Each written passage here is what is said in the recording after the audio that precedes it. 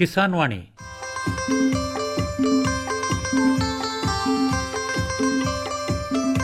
ಈ ಕಾರ್ಯಕ್ರಮದ ಪ್ರಾಯೋಜಕರು ಕೃಷಿ ಮತ್ತು ರೈತ ಕಲ್ಯಾಣ ಮಂತ್ರಾಲಯ, ಭಾರತ ಸರ್ಕಾರ. ಕೋಟಿ ವಿದ್ಯೆಗಳಲ್ಲಿ ಕೃಷಿ ವಿದ್ಯೆಯೇ ಮೇಲು, ಕೋಟಿ ವಿದ್ಯೆಗಳಲ್ಲಿ ಕೃಷಿ ವಿದ್ಯೆಯೇ ಮೇಲು, ಕೋಟಿ ವಿದ್ಯೆಗಳಲ್ಲಿ ಕೃಷಿ ವಿದ್ಯೆಯೇ ಮೇಲು, ಕೋಟಿ ವಿದ್ಯೆಗಳಲ್ಲಿ ಕೃಷಿ ವಿದ್ಯೆಯೇ ಮೇಲು.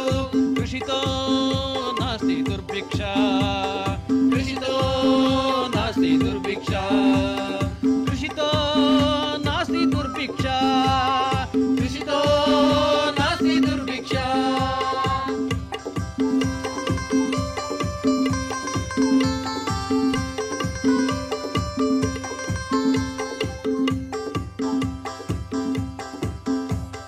अरे अरे अरे क्या कर रहा है?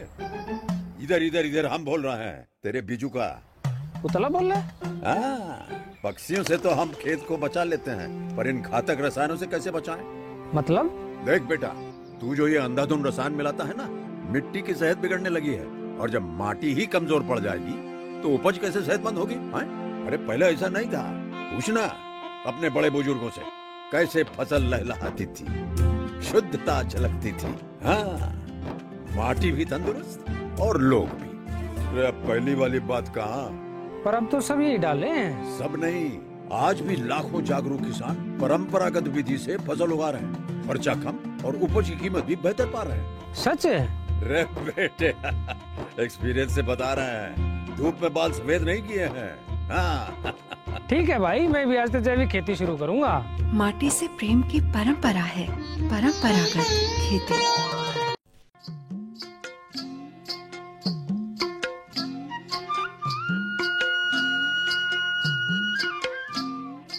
ಆತ್ಮೀಯ ರೈತ ಬಾಂಧವರಿಗೆಲ್ಲ ನಮಸ್ಕಾರ.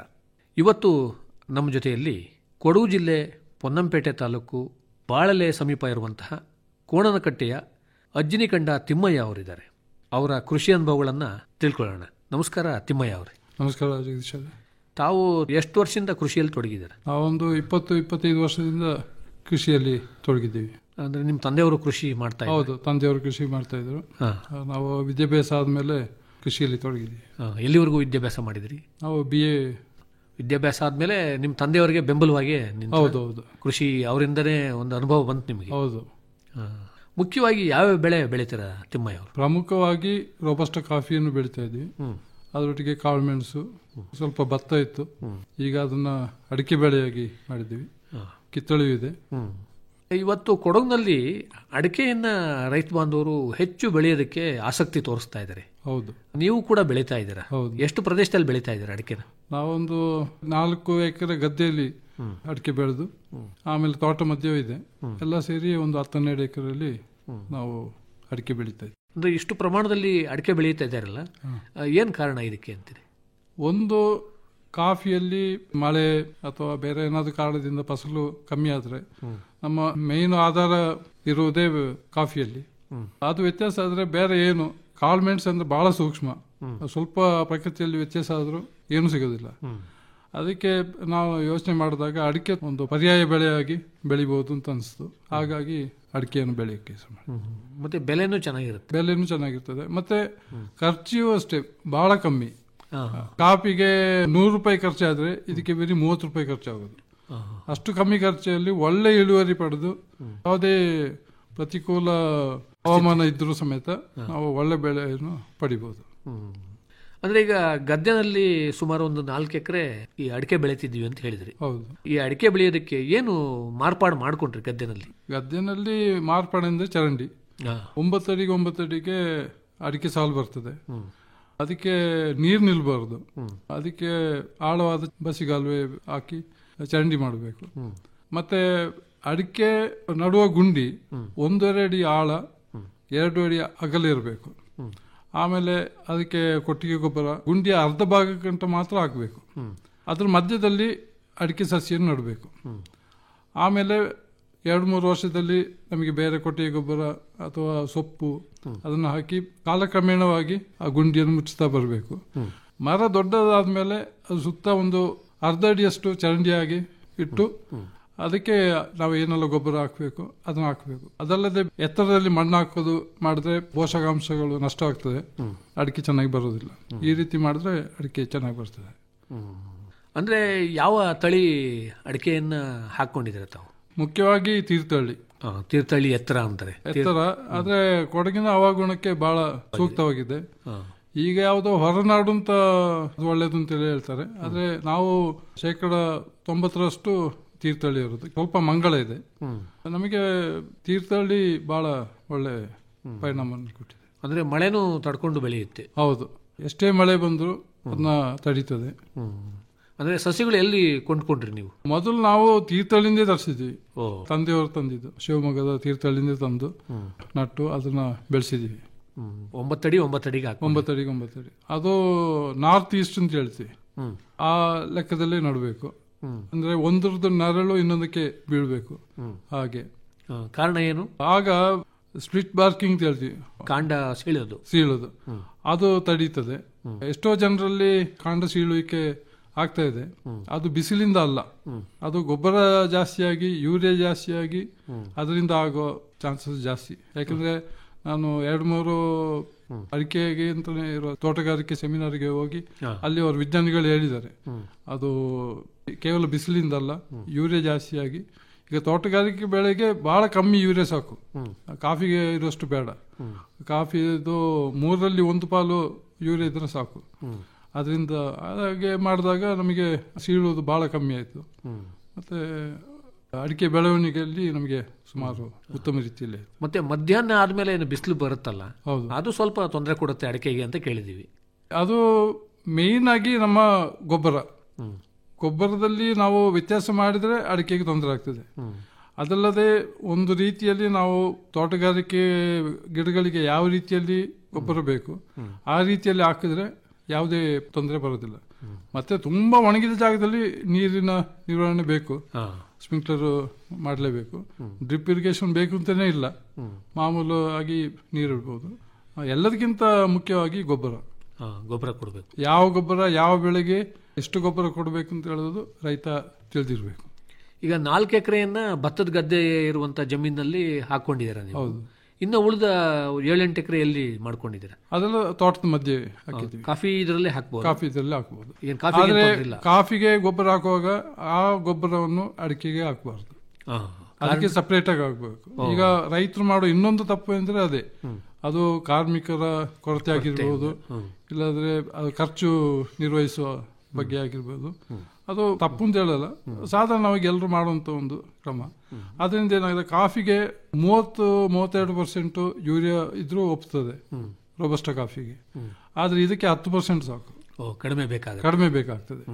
ಮತ್ತೆ ಬೇರೆ DAP ಅದರಲ್ಲಿದೆಯಲ್ಲ, ಅದು ರೋಬಸ್ಟಾ ಕರೆಗೆ 1 ಚೀಲ ಚೆನ್ನಾಗಿ ತಗೊಳ್ತದೆ. ಇದು ಆದರೆ ನಮ್ಮ ತೋಟಗಾರಿಕೆ ಗಿಡಗಳಿಗೆ DAP ಎಲ್ಲ ಅವಶ್ಯ ಇಲ್ಲ. ಸೊ ಹಾಗಾಗಿ ಈಗ ಅಡಿಕೆಗೆ ಬೇರೆ ಗೊಬ್ಬರ ಕೊಟ್ಟರೆ ಬಹಳ ಚೆನ್ನಾಗಿ ಬರ್ತದೆ. ಈಗ ಕಾಫಿಗೆ ಹಾಕೋ ಗೊಬ್ಬರವನ್ನು ನಾವು ಅಡಿಕೆಗೆ ಹಾಕಿದ್ರೆ ಮಾತ್ರ ಸಮಸ್ಯೆ ಬರೋದು. ಯಾಕಂದ್ರೆ ರೈತರಿಗೆ ಒಂದು ಅವರ ಮುಗ್ಧತೆ, ಇಲ್ಲದ್ರೆ ಅಜ್ಞಾನ. ಯಾವ ಗಿಡಕ್ಕೆ ಯಾವ ಗೊಬ್ಬರ ಹಾಕಬೇಕು, ಎಷ್ಟು ಹಾಕಬೇಕು ಅಂತ ಗೊತ್ತಿಲ್ಲ. ಈಗ ಕಾಫಿಗೆ ಗೊಬ್ಬರ ಹಾಕಿ ಫಸಲು ಸಿಗ್ತದೆ, ಅಡಿಕೆ ಸಿಗೋದಿಲ್ಲ. ಅದೇ ಗೊಬ್ಬರ ಹಾಕ್ತಾರೆ, ಅದಷ್ಟು ತಕೊಳ್ತದ ಅಂದ್ರೆ ಪ್ರತ್ಯೇಕವಾಗಿ ಹಾಕ್ಬೇಕು. ಹೌದು, ಅದು ಒಂದೊಂದು ಗಿಡಗಳು ಸೂಕ್ಷ್ಮತೆಗಳನ್ನು ನಾವು ನೋಡ್ಕೊಂಡೇ ಹಾಕ್ಬೇಕು. ಅಂದ್ರೆ ನಮ್ಮ ಕೊಡಗಿನ ಪರಿಸ್ಥಿತಿಯಲ್ಲಿ ಒಂದ್ಸರಿ ನಾವು ಅಡಿಕೆ ಸಸಿಗಳು ಹಾಕೊಂಡ್ರೆ ಎಷ್ಟು ವರ್ಷ ಆದ್ಮೇಲೆ ಅದು ಫಸಲಿಗೆ ಬರುತ್ತೆ? 5ನೇ ವರ್ಷಕ್ಕೆ ಫಸಲು ಬರ್ತದೆ. 5ನೇ ವರ್ಷಕ್ಕೆ ಫಸಲು ಬರ್ತದೆ. ಈಗ ಅದೊಂದು ರೈತರು ಮಾಡಬಹುದು. ಈಗ ಸಣ್ಣ ಸಸಿ ಹಾಕಿ ಅವರಿಗೆ ಸ್ವಲ್ಪ ಬೇಗ ಅದು ಹುಷಾರಾಗಿ ಬರ್ಬೇಕಂತಾದ್ರೆ ಬೇರೆ ಗೊಬ್ಬರವನ್ನು ಸ್ವಲ್ಪ ಪ್ರಮಾಣದಲ್ಲಿ ಕೊಡಬಹುದು. ಈಗ 19 ಅಂತ ಹೇಳ್ತೀವಿ, ಅಂತಂದು ಕೊಡಬಹುದು. ವರ್ಷಕ್ಕೆ 2 ಸಲ ಹಾಗೆ ಕೊಡಬಹುದು. ಮತ್ತೆ ಬೇರೆ ಕೊಟ್ಟಿಗೆ ಗೊಬ್ಬರ ಹಾಗೂ ಈ ಮೈಕ್ರೋನ್ಯೂಟ್ರಿಯೆಂಟ್ ಅಂತ ಹೇಳ್ತೀವಿ, ಲಘು ಪೋಷಕಾಂಶ ಅಂತಂದು ಕೊಡಬಹುದು. ಆ ತರ ಕೊಟ್ರೆ ಬೇಗ ಬರ್ತದೆ. ಅದು ಬರೀ 4 ವರ್ಷ ಗಂಟೆ ಮಾತ್ರ. 4 ವರ್ಷ ಯಾವಾಗ ಫಸಲು ಬರ್ತದೆ ಆವಾಗ ಗೊಬ್ಬರವನ್ನು ವ್ಯತ್ಯಾಸ ಮಾಡಿ ಬೇರೆ ರೀತಿಯಲ್ಲಿ ಕೊಡಬೇಕು. ಅಂದ್ರೆ ಬೆಳೆ ಅವಶ್ಯಕತೆಗೆ ಅನುಗುಣವಾಗಿ ಕೊಡಬೇಕು. ಹೌದೌದು. ಏನೇನು ಪೋಷಕಾಂಶ ಕೊಡ್ತೀರಾ ನೀವು? ಈಗ ಮೊದಲನೇದಾಗಿ ಪೋಷಕಾಂಶಗಳ ಬಗ್ಗೆ ಮಾತಾಡುವಾಗ ಶಿಲಾರಂಜಕ ಏನಿದೆ, ರಾಕ್ ಫಾಸ್ಫೇಟ್ ಅಂತ ಹೇಳ್ತೀವಿ, ಅದನ್ನು ಸ್ವಲ್ಪ ಜಾಸ್ತಿ ಪ್ರಮಾಣದಲ್ಲಿ ಕೊಡಬೇಕು. ನೀರಿನಲ್ಲಿ ಕರಗುವ ರಂಜಕ ಯಾವುದೆಲ್ಲ ಅಂದ್ರೆ ನಮ್ಮ DAP ಅಥವಾ ಬೇರೆ ಯಾವುದಿದೆ ಅಂಥದನ್ನ ಬಿಟ್ಟು ಈಗ 10-26-26 ಅಂತ ತೋಟಗಾರಿಕೆ ಬೆಳೆಗಳಿಂದ ಇರುವ ಗೊಬ್ಬರ ಇದೆ. ಅದ್ರಲ್ಲಿ ಏನಂದ್ರೆ ನೀರಿನಲ್ಲಿ ಕರಗುವ ರಂಜಕ ಇದೆ, ವಾಟರ್ ಸಾಲ್ಯುಬಲ್ ಫಾಸ್ಫೇಟ್. ಈಗ DAP ಅದೇ, ಇದು 10-26 ಮತ್ತೆ 16-19 DAP ಅದೆಲ್ಲ ನೀರಿನಲ್ಲಿ ಕರಗುವ ರಂಜಕ. ಅದೇನಂದ್ರೆ ಅದು ಪ್ರಕೃತಿಯಿಂದ ಸಿಗುವುದಲ್ಲ, ಅದು ಫ್ಯಾಕ್ಟರಿಯಿಂದ ಮಾಡೋದು, ಉತ್ಪಾದನೆ 3 ತರಹದ ಕೆಮಿಕಲ್ಸ್ ಹಾಕಿ ಮಾಡಿರೋದು. ಅದರಿಂದ ಗಿಡ ಬಹಳ ಚೆನ್ನಾಗಿ ಬರ್ತದೆ. ಈಗ ಅದನ್ನೇ ಕಾಫಿಗೆ, ರೋಬಸ್ಟಾ ಕಾಫಿಗೆ ಹಾಕಿದ್ರೆ ಬಹಳ ಚೆನ್ನಾಗಿ ಬರ್ತದೆ, ಬಹಳ ಇಳುವರಿಯೂ ಸಿಗ್ತದೆ. ತೋಟಗಾರಿಕೆ ಬೆಳೆ ಏನಂದ್ರೆ ಬಹಳ ಸೂಕ್ಷ್ಮ, ಅದು ಹೆಚ್ಚು ಹೊಡೆತ ಸಹಿಸೋದಿಲ್ಲ. ನೀರಿನಲ್ಲಿ ಕರಗುವ ರಂಜಕ ಕೆಮಿಕಲ್ಸ್ ಇಂದ ಮಾಡೋದ್ರಿಂದ ಅದು ಮಣ್ಣಲ್ಲಿ ಜಾಸ್ತಿ ಆದಾಗ ಮಣ್ಣಿನ ಸೂಕ್ಷ್ಮಾಣು ಜೀವಿಗಳು ಬೆಳವಣಿಗೆ ವ್ಯತ್ಯಾಸ ಆಗ್ತದೆ. ಇಂಗ್ಲಿಷಲ್ಲಿ ಕಾಲನೈಸೇಷನ್ ಅಂತ ಹೇಳ್ತೀವಿ, ಅದು ವ್ಯತ್ಯಾಸ ಆಗ್ತದೆ. ಅದು ವ್ಯತ್ಯಾಸ ಆದಾಗ ಗಿಡಗಳು ಪೋಷಕಾಂಶಗಳನ್ನು ಹೀರ್ಕೊಳ್ಳೋದು ಕಮ್ಮಿ ಆಗ್ತದೆ. ಮತ್ತೆ ಈಗ ನಾವು ಹೊಟ್ಟೆಯಲ್ಲಿ ನಮ್ಮ ಪ್ರೋಬಯೋಟಿಕ್ಸ್ ಅಂತ ಹೇಳ್ತೀವಿ, ಎಲ್ಲಿ ಸೂಕ್ಷ್ಮಾಣುಗಳು ಇರ್ತವೆ, ಅದು ಕಮ್ಮಿ ಆದಾಗ ಹೇಗೆ ನಮಗೆ ಗ್ಯಾಸ್ಟ್ರಿಕ್ ಇನ್ನೊಂದಾಗಿ ಬೇರೆ ಕಾಯಿಲೆಗೆಲ್ಲ ದಾರಿ ಮಾಡ್ತವೆ, ಅದೇ ರೀತಿ ಗಿಡಗಳಿಗೂ. ಅದನ್ನು ಬಿಟ್ಟು ಶಿಲಾರಂಜಕ ಮಾತ್ರ ಹಾಕಿದ್ರೆ ಗೊಬ್ಬರ ಒಂದ್ ಸಮಯ ಜಾಸ್ತಿ ಆದ್ರೂ ಸಮೇತ ಅದು ಸಹಿಸಿಕೊಳ್ತದೆ. ಮತ್ತೆ ಈಗ ಏನಿದೆ 10-26-26 ಆ ತೋಟಗಾರಿಕೆ ಇಡೋ ಗೊಬ್ಬರ. ಈಗ ಏನಾಗ್ತದೆ ಅಂದ್ರೆ ಒಬ್ಬ ರೈತನಿಗೆ 2 ಚೀಲ ಹಾಕಿದ್ರೆ ಅವನಿಗೆ ಅಲ್ಲಿರೋ ಪರ್ಸೆಂಟೇಜ್ ಬಂತು 10-26-20. ಈಗ 2 ಚೀಲದಲ್ಲಿ ಅವನಿಗೆ 1 ಎಕರೆಗೆ ಗೊಬ್ಬರ ಹಾಕಿಲ್ಲ, 4 ಅಥವಾ 5 ಚೀಲ ಆಗ್ತದೆ. ಆಗ ಪರ್ಸೆಂಟೇಜ್ ಎಷ್ಟಾಯ್ತು? ಡಬಲ್ ಆಯ್ತು, 60% ಹತ್ರ ಆಯ್ತು. ಆವಾಗ ಅಷ್ಟು ಸಹಿಸಿಕೊಳ್ಳೋದಿಲ್ಲ, ಹಾಗಾಗಿ ಕಾಯಿಲೆ ಬರ್ತದೆ. ಮತ್ತೆ ಅದು ಸುಮ್ಮನೆ ಮಣ್ಣಲ್ಲಿ ಸೇರ್ಕೊಂಡ್ಬಿಡುತ್ತೆ. ಹೌದೌದು. ಮತ್ತೆ 1 ರೌಂಡ್ ಆಯ್ತು, ಆ ವರ್ಷ ಫಸಲು ಜಾಸ್ತಿ ಇದೆ, 2ನೇ ರೌಂಡ್ಗೂ ಅದೇ ತರ ಆಗ್ತಾರೆ. ಫಸಲು ಚೆನ್ನಾಗಿದೆ ಅಂತ 3ನೇ ರೌಂಡ್ ಕೊಡೋರಿದ್ದಾರೆ. ಹಾಗೇನಾಯ್ತು, ಸಿಕ್ಕಾಪಟ್ಟೆ ಜಾಸ್ತಿ ಆಯ್ತು. ಅಂದ್ರೆ ನಾವ್ ಎಷ್ಟು ಸರಿ ಕೊಡ್ಬೇಕು ಗೊಬ್ಬರ ಅಂತೀರಿ ಅಡಿಕೆ ಬೆಳೆಗೆ? ನಾನು ಹೇಳಿದ ಪ್ರಕಾರ ಶಿಲಾರಂಜಕ ಹಾಕೋದ್ರೆ 3 ಸಲ ಕೊಡಬಹುದು. 3ನೇ ಸಲಕ್ಕೆ ಯೂರಿಯಾನೇ ಬೇಡ. ಈಗ ಒಂದು ಪ್ರಮಾಣ ಹೇಳ್ತೀವಿ, ಮೊಟ್ಟ ಮೊದಲನೇ ಬಾರಿಗೆ ಮೆಗ್ನೀಷಿಯಂ ಸಲ್ಫೇಟ್ ಕೊಡೋದಾದ್ರೆ 1 ಎಕರೆಗೆ 50 kg ಕೊಡಬಹುದು. ಅಂದ್ರೆ 1 ಎಕರೆಯಲ್ಲಿ ಎಷ್ಟು ಮರಗಳಿರ್ತವೆ ನೋಡಿ, ನಾವು ಒಂದು ಮಿಕ್ಸ್, ಅದು ಭಾಗ ಮಾಡಿ ಒಂದು ಮಿಕ್ಸ್. ಅದು ಈಗ 50 kg magnesium sulphate, 25 kg urea, 50 kg potash, ಮತ್ತೆ 100 kg ರಾಕ್ ಫಾಸ್ಫೇಟ್. ಆ ರೀತಿ ಒಂದು ಮಿಕ್ಸ್ ಮಾಡಿದ್ರೆ ದೊಡ್ಡ ಇಳುವರಿ ಬರುವ ಮರಗಳಿಗೆ 2 ಕೈ ಗೊಬ್ಬರವನ್ನು ಹಾಕ್ಬೋದು, ಸಣ್ಣ ಗಿಡಕ್ಕೆ 1 ಕೈ ಹಾಕ್ಬೋದು. ಅದೇ ಆಗಲೇ ಹೇಳಿದಾಗೆ 4 ವರ್ಷ ಬೇರೆ ಗೊಬ್ಬರ ಬೇಕಾದ್ರೆ ಹಾಕ್ಬೋದು. ಇಳುವರಿ ಬಂದ ಮೇಲೆ ಇದೇ ಗೊಬ್ಬರವನ್ನು ಹಾಕ್ಬೇಕು. ಈ ರೀತಿ ಗೊಬ್ಬರ ಹಾಕಿದ್ರೆ ಎಕರೆಗೆ 4-5 ಚೀಲ ಬರ್ತದೆ, ಯಾವುದೇ ತೊಂದರೆ ಇಲ್ಲ. ಗೊಬ್ಬರ ಜಾಸ್ತಿಯಾಗಿ ಮಣ್ಣು ಹಾಳಾಗಿ ಗಿಡಗಳಿಗೆ ಕಾಯಿಲೆ ಬರೋ ವಿಷಯನೇ ಇಲ್ಲ. ಹಳದಿ ರೋಗ ಬರೋದಿಲ್ಲ, ಕೊಳೆ ರೋಗ ಬರೋದಿಲ್ಲ. ಅಂದ್ರೆ ಈಗ ಮೆಗ್ನೀಷಿಯಂ ಸಲ್ಫೇಟ್ ಅಂತ ತಾವು ಹೇಳಿದ್ರಿ, ಹೌದು. ಅದು ಕೊಡೋದ್ರಿಂದ ಏನು ಅನುಕೂಲ ಆಗುತ್ತೆ? ಅದರಿಂದ ಈಗ ನಾನು ಓದಿ ತಿಳಿದ ಮಟ್ಟಿಗೆ ಮೆಗ್ನೀಷಿಯಂ ಸಲ್ಫೇಟ್ ಏನ್ ಮಾಡ್ತದೆ ಅಂದ್ರೆ, ಈಗ ಯೂರಿಯಾದ ಕೆಲಸನೇ ಮೆಗ್ನೀಷಿಯಂ ಸಲ್ಫೇಟ್ ಮಾಡ್ತದೆ. ಗಿಡಗಳ ಎಲೆಯಲ್ಲಿ ಕ್ಲೋರೋಫಿಲ್ ಕಂಟೆಂಟ್ ಹೇಳ್ತೀವಿ, ಪತ್ರಹರಿತ್ತು, ಅದನ್ನ ಜಾಸ್ತಿ ಮಾಡ್ತದೆ. ಮತ್ತೆ ಪೆಸ್ಟ್ ರೆಸಿಸ್ಟೆನ್ಸ್, ಕೀಟಗಳನ್ನು ಒಂದು ತಡೆ ನಿರೋಧಕ ಶಕ್ತಿ ಇರ್ತದೆ. ಎಲ್ಲ ಇದು ಗಿಡಗಳಿಗೆ ಪೂರಕವಾಗಿರುವಂತದ್ದು ಆಗೋದಲ್ಲದೆ ವ್ಯತಿರಿಕ್ತವಾದ ತುಂಬಾ ಜಾಸ್ತಿ ಆದ್ರೆ ಯಾವುದು ಹಾಳೆ. ಈ ರೀತಿ ಕೊಡೋದ್ರಿಂದ ಗಿಡಗಳಿಗೆ ಬಹಳ ಅನುಕೂಲ. ಅದೇ ಹೇಳಿದ್ದು, ಮೊಟ್ಟ ಮೊದಲನೇ ಬಾರಿಗೆ ನಿಮ್ಮ ಮಣ್ಣಿಗೆ ಹಾಕುವಾಗ ಮಾತ್ರ ಎಕರೆಗೆ 50, 2ನೇ ಬಾರಿಗೆ ಹಾಕೋ 25 kg ಸಾಕು ಮೆಗ್ನೀಷಿಯಂ ಸಲ್ಫೇಟ್. ಆ ರೀತಿ ಕೊಡೋದ್ರಿಂದ ಈಗ ವ್ಯಾಪಕವಾಗಿ ಎಲ್ಲರ ಚರ್ಚೆಯಲ್ಲಿರೋದು, ಅಡಿಕೆ ಬೆಳೆಗಾರರ ಚರ್ಚೆಯಲ್ಲಿರೋದು ಹಳದಿ ರೋಗ ಮತ್ತೆ ಕೊಳೆ ರೋಗ, ಎಲೆ ಚುಕ್ಕಿ ರೋಗ. ಆ 3 ರೋಗಗಳು ಬರೋದಿಲ್ಲ ಇದು ಕೊಡೋದ್ರಿಂದ. ಮೆಗ್ನೀಷಿಯಂ ಸಲ್ಫೇಟ್, ಪೊಟ್ಯಾಶ್ ಮತ್ತೆ ಶಿಲಾರಂಜಕ ಮತ್ತೆ ಸ್ವಲ್ಪ ಯೂರಿಯಾ, ಅದು ಏಕರಿಗೆ 25 kg ಸಾಕು. ಅಂದ್ರೆ 10%-11% ಅಲ್ಲಿ ಬರ್ತದೆ ಅದು. ಅದೇ ಈಗ 10-26-26 ಹೇಳ್ತೀವಲ್ಲ, ಅದೇ ಇದು. ಅದನ್ನ ನಾವು ಈಗ ನೀರಲ್ಲಿ ಕರಗುವ ರಂಜಕ ಬದಲು ಶಿಲಾರಂಜಕ ರಾಕ್ ಫಾಸ್ಫೇಟ್ ಬಳಸಿ ಮಾಡಿದ್ವಿ. ಅದಕ್ಕೆ ನಾನು ಈ ಎಲ್ಲ ರೈತರೆಲ್ಲ ಸಮಸ್ಯೆಯನ್ನು ನಾನು ಅನುಭವಿಸಿದವನೇ, ನಾನು ಸ್ಪ್ರೇ ಮಾಡ್ತಿದ್ದವನೇ. ಆಮೇಲೆ ನನಗನ್ನಿಸ್ತು, ಈಗ ಪ್ರಕೃತಿಯಲ್ಲಿ ಬೆಳೆಯುವ ಒಂದು ಮರ, ಅದು ನಾವು ಸೃಷ್ಟಿಸಿದಲ್ಲ, ನಾವು ನಮ್ಮಿಂದ ಒಂದು ಹುಲ್ಲುಕಡ್ಡಿಯನ್ನು ಸೃಷ್ಟಿಸಕ್ಕಾಗಿಲ್ಲ, ಎಲ್ಲ ಪ್ರಕೃತಿಯಿಂದ ಬಂದಿದ್ದು. ಪ್ರಕೃತಿಯಿಂದ ಬರುವಾಗ ಪ್ರಕೃತಿ ಅದನ್ನು ಸಾಕಿ ಸಲುವ ಒಂದು ಮಾರ್ಗ ದಾರಿ ಇದ್ದೇ ಇರ್ತದೆ. ಅದನ್ನ ಹಾಳು ಮಾಡೋದು ಯಾರು? ಅದು ನಾವೇ ಹಾಳು ಮಾಡೋದು. ಆಯ್ತಾ? ಅದನ್ನ ಹಾಗೆ ಬಿಟ್ರೆ ಏನಿಲ್ಲ, ಸ್ವಲ್ಪ ಫಸಲು ಇಟ್ಕೊಂಡು ಏನಾಗೋದು, ಹಳಿದ ರೋಗನೂ ಇಲ್ಲ, ಕೊಳೆ ರೋಗನೂ ಇಲ್ಲ, ಯಾವುದೂ ಇಲ್ಲ, ಹಾಗೆ ಬೆಳೀತದೆ. ಅದು ಹಾಳು ಮಾಡೋದು ನಾವು. ಅದು ಯಾವ ರೀತಿ ನಾವು ಹಾಳು ಮಾಡೋದು, ಅದ್ರ ಹಿಂದೆ ಹೋದಾಗ ನನಗೆ ಮೇನ್ ಆಗಿ ಸಮಸ್ಯೆ ಅಥವಾ ಸಿಕ್ಕಿದ್ದು ಈ ನೀರಿನಲ್ಲಿ ಕರಗೋ ರಂಜಕ. ಬಾಕಿಯೆಲ್ಲ ನಾವು ಈಗ ಪೊಟ್ಯಾಶ್ ಮೈನಿಂದ ಸಿಗ್ತದೆ, ಈಗ ಶಿಲಾರಂಜಕ ಅದು ನಾವು ಮೈನಿಂದ ತೆಗಿತೀವಿ. ಈಗ ತೊಂದರೆ ಆಗಿರೋದು ಇದೊಂದೇ. ಅದನ್ನು ಬೇರ್ಪಡಿಸಿದಾಗ ಎಲ್ಲ ಸಮಸ್ಯೆಗೆ ಒಂದು ಮುಕ್ತಾಯವಾಯಿತು. ಅಂದ್ರೆ ಸರಿಯಾಗಿ ಪೋಷಕಾಂಶ ಕೊಡೋದ್ರಿಂದ ರೋಗಗಳನ್ನ ನಾವು ತಡೆಗಟ್ಟಬಹುದು.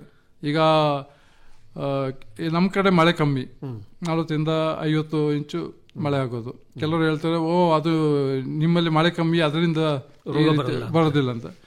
ಈಗ ನನ್ನ ಸ್ನೇಹಿತರೊಬ್ಬರು ಬಿಟ್ಟಂಗಾಲದಲ್ಲಿದ್ದಾರೆ. ಕಳೆದ ವರ್ಷ 110 ಇಂಚು ಮಳೆ ಆಗಿದೆ, ಈ ವರ್ಷ 150ಗಿಂತ ಜಾಸ್ತಿ ಆಗಿದೆ. ಅಲ್ಲಿ ಪೋಷಕಾಂಶಗಳು ಬಸಿದೋಗಿದೆ, ಲೀಚಿಂಗ್ ಅಂತ ಹೇಳ್ತೀವಿ. ಅದರಿಂದ ಅವರಿಗೆ ಹೆಚ್ಚಿನ ಇಳುವರಿ ಬಂದಿಲ್ಲ. ಅಲ್ಪ ಸ್ವಲ್ಪ ಇಳುವರಿ ಇದೆ, ಅದರಲ್ಲಿ ನಾನು ಹೇಳಿದ ಪ್ರಕಾರ ಅವರು ಗೊಬ್ಬರ ಹಾಕಿದ್ರಿಂದ ಕಳೆದ ವರ್ಷದಿಂದ ಅದಕ್ಕೆ ಇರುವ ಇಳುವರಿ ಹಾಗೆ ನಿಂತಿದೆ, ಕೊಳೆ ರೋಗ ಬಂದಿಲ್ಲ. 150 ಇಂಚು 160 ಇಂಚು ಮಳೆ ಬಿದ್ದರೂ ಸಮೇತ ಕೊಳೆ ರೋಗ ಬಂದಿಲ್ಲ. ಕೆಲವು ಕಡೆ ಎಲ್ಲ ಉದುರುವಿಕೆ ಇದೆ. ಉದುರುವಿಕೆ ಅದು ಕೊಳೆ ರೋಗದಿಂದ ಅಲ್ಲ, ಸ್ವಲ್ಪ ಮಟ್ಟಿಗೆ ಉದುರುತ್ತೆ. ನಮ್ಮ ಅಲ್ಲಿಯೂ ಇದೆ. ಈಗ 5 ಮರ ತಕೊಂಡ್ರೆ ಅದು ಒಂದು ಉದುರ್ತದೆ, ಅಕ್ಕಪಕ್ಕದ ಮರ ಎಲ್ಲ ಚೆನ್ನಾಗಿರ್ತದೆ. ಅದೇ ಕೊಳೆ ರೋಗ ಬಂದು ಉದುರೋದಲ್ಲ, ಅದು ಬೇರೆ ಬೇರೆ ಕಾರಣ. ಆ ಮರ ವೀಕ್ ಇರ್ಬೋದು, ಆಮೇಲೆ ನಾವು ಚರಂಡಿ ತೆಗೆಯುವಾಗ ಬೇರಿಗೆ ಸ್ವಲ್ಪ ಏಟಾಗಿರ್ಬೋದು, ಅಂತ ಕಾರಣಕ್ಕೆಲ್ಲ ಸ್ವಲ್ಪ ಉದುರಿಕಿರುತ್ತೆ. ಆದ್ರೆ ಯಾವುದೇ ಕಾರಣಕ್ಕೂ ಈ ಗೊಬ್ಬರ ಹಾಕಿದ್ರೆ, ಈ ಪ್ರಮಾಣದಲ್ಲಿ ಹಾಕಿದ್ರೆ ಕೊಳೆ ರೋಗ ಬರುವುದಿಲ್ಲ. ನೀವು ಕಂಡುಕೊಂಡಿದ್ದೀರಾ? ಹೌದೌದು. ನಮಗೆ ಎಷ್ಟೋ ಹೇಳ್ತಾರೆ, ಈಗ ಪೇಪರ್ ನಾವು ಓದಿ ತಿಳ್ಕೊಂಡಿದ್ದೀವಿ, ತೋಟಗಾರ ಹೇಳಿಕೆಗೆ 10 ಕೋಟಿ 15 ಕೋಟಿ ಸರ್ಕಾರ ನಿಯಂತ್ರಣ ಮಾಡಕ್ಕೆ ಕೊಡ್ತಾರೆ. ಅದೇ ಮತ್ತೆ ಎಲ್ಲಾ ದಿವಸ ನಾವು ಈ ಕೃಷಿ ರಂಗ ಕಾರ್ಯಕ್ರಮದಲ್ಲಿ ವಿಜ್ಞಾನಿಗಳು ಮಾತಾಡ್ತಾರೆ. ಮತ್ತೆ ಕೊಳೆ ರೋಗ ನಿರ್ವಹಣೆ ಹೇಗೆ, ಆ ಸ್ಪ್ರೇ ಮಾಡಿ ಇನ್ನೊಂದು ಸ್ಪ್ರೇ ಮಾಡಿ ಅದಿಂತೆಲ್ಲ ಹೌದು, ಬೋರ್ಡೋ ಮಿಶ್ರಣ ಮಾಡಿ. ಈಗ ನಾನು ಈಗ ಮಾತಾಡೋದು ಕೇವಲ ಒಬ್ಬ ರೈತನ ಅನುಭವದ ಮಾತು. ನೀವು ಮಾಡಿದ್ದೀರಾ? ಹೌದು. ಯಾವುದೇ ಸಂಶೋಧನೆಯನ್ನು ಅಲ್ಲಗಳೆಯುವುದಲ್ಲ ಅಥವಾ ವಿಜ್ಞಾನಿಗಳನ್ನು ದೋಷಿಸುವುದೂ ಅಲ್ಲ. ಆದ್ರೆ ನೀವು ಒಂದು ರೀತಿ ಸಂಶೋಧನೆ ಮಾಡಿ ಅದನ್ನ. ಹೌದು, ಇದು ನಮ್ಮ ಪ್ರಕಾರ ನಮಗೆ ಯಾವ್ದು ಸೂಕ್ತ ಅನಿಸ್ತದೆ ಮಾಡಿದಿರಾ, ಕಣ್ಣಾರೆ ನೋಡಿದ್ದೀರಾ. ಹೌದು, ಅನುಭವಿಸಿ ಎಲ್ಲ ರೈತರಿಗೆ ತಲುಪಲಿ ಈ ರೀತಿ ಮಾಡಿದ್ರಿ.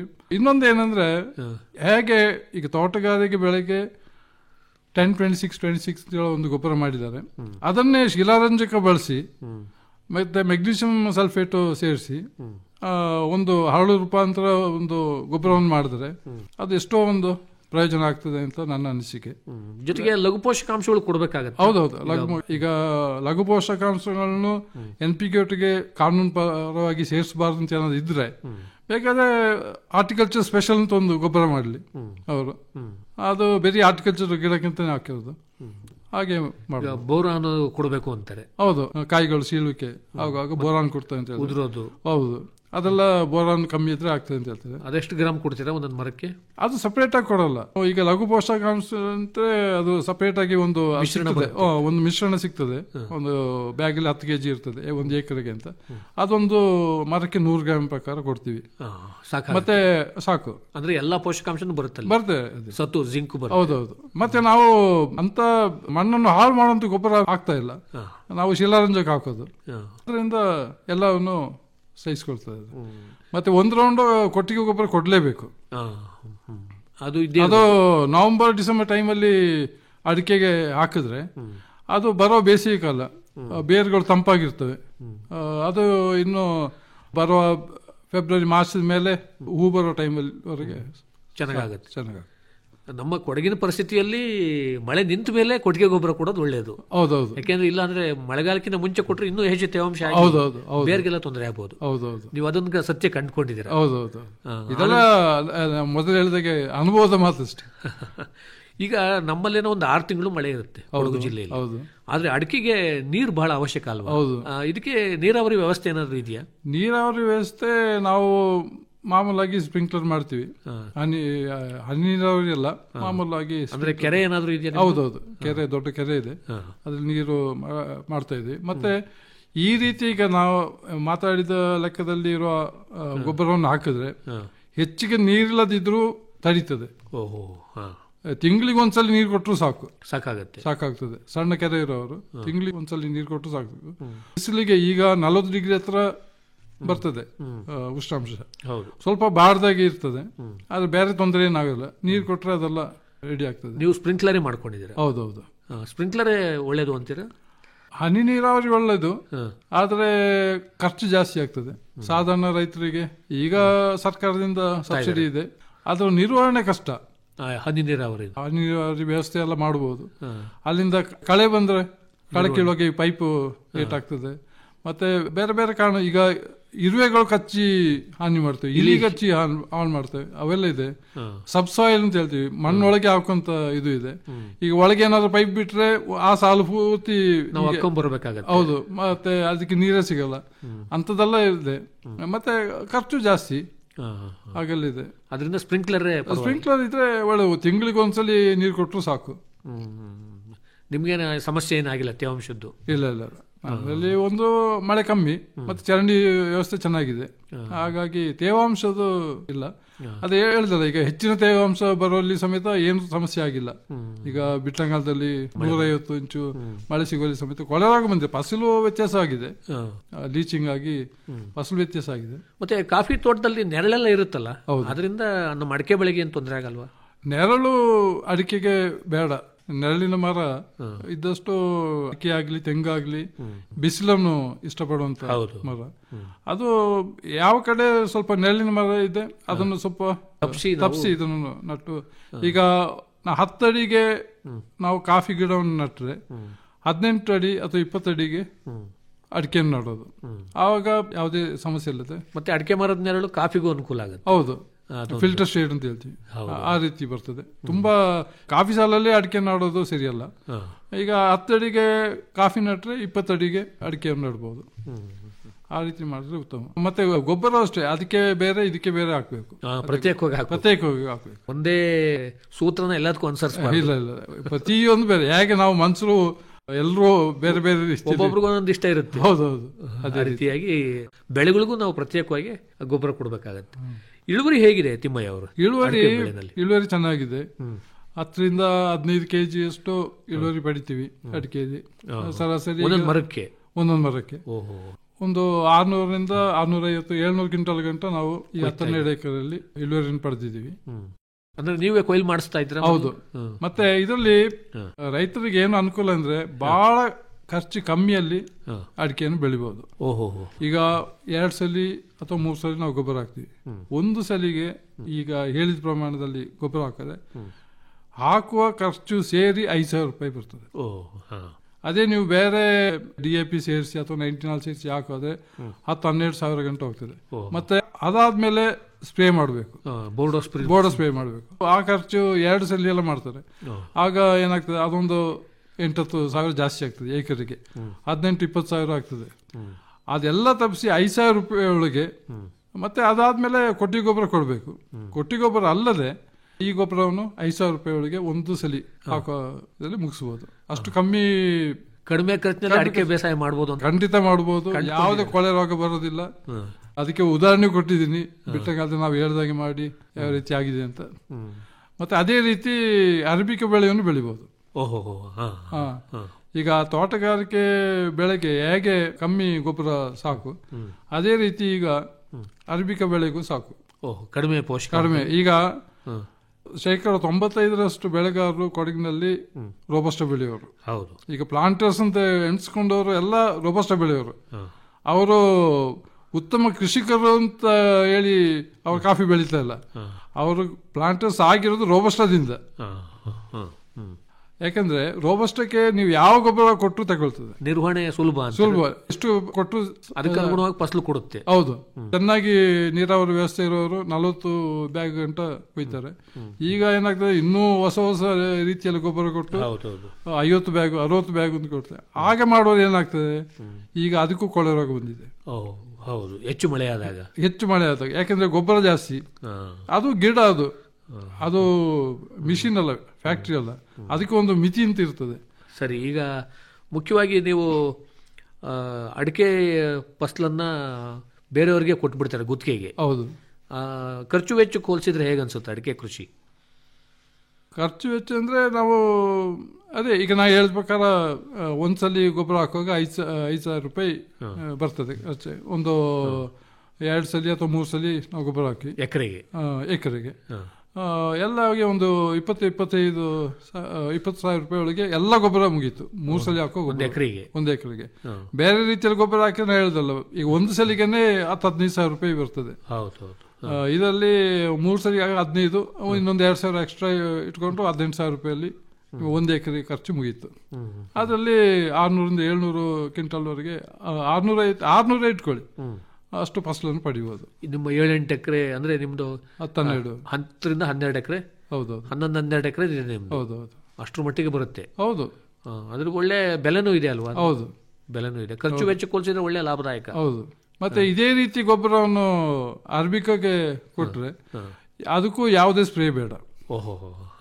ಈಗ ಹೆಚ್ಚಿನ ಜನರು ಈಗ ಚಿಕ್ಕಮಗಳೂರು ಕಡೆ, ಸೋಮವಾರಪೇಟೆ ಕಡೆ ಅರ್ಬಿಕನ್ ಬೆಳೆಯೋರಿದ್ದಾರೆ. ಅವರನ್ನು ಮಾತಾಡ್ಸಾಗ ಹೇಳ್ತಾರೆ, ಅಯ್ಯೋ ಈಗ ಸ್ವಲ್ಪ ರೇಟ್ ಬಂದಿದೆ ಅಂತ ಪರವಾಗಿಲ್ಲ, ಮುಂಚೆ ಅವ್ರು ಹೇಳ್ತಿದ್ರು 10% ಉಳಿಯೋದಿಲ್ಲ ಅಂತ, ಖರ್ಚೆಲ್ಲ ಕಳೆದು.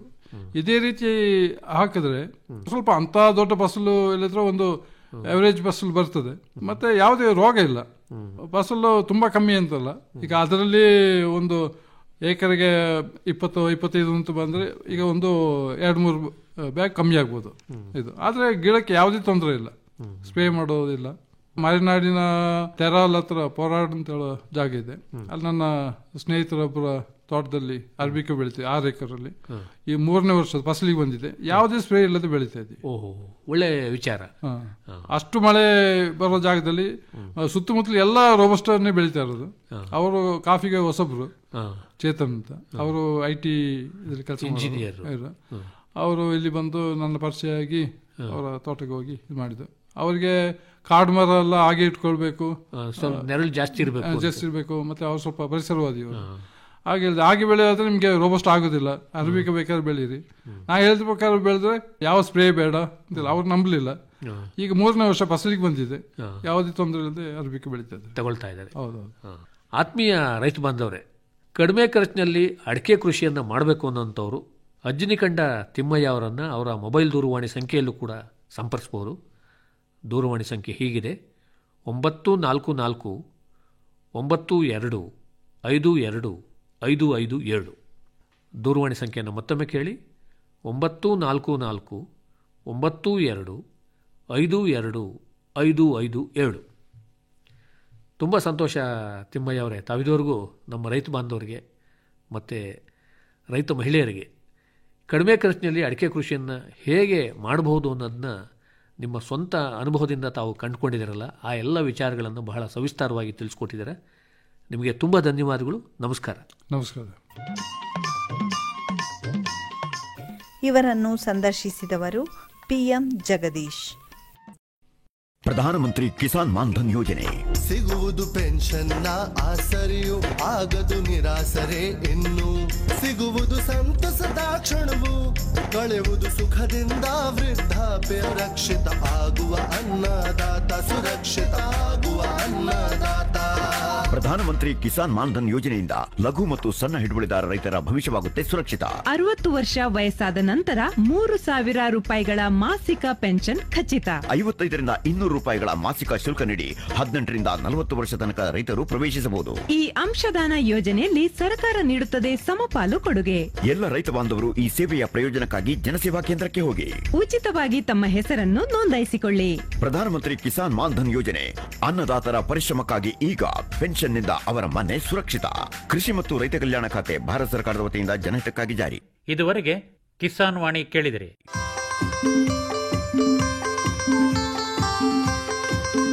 ಕಾರ್ಯಕ್ರಮವನ್ನು ಪ್ರಾಯೋಜಿಸಿದವರು ಕೃಷಿ ಮತ್ತು ರೈತ ಕಲ್ಯಾಣ ಮಂತ್ರಾಲಯ, ಭಾರತ ಸರ್ಕಾರ.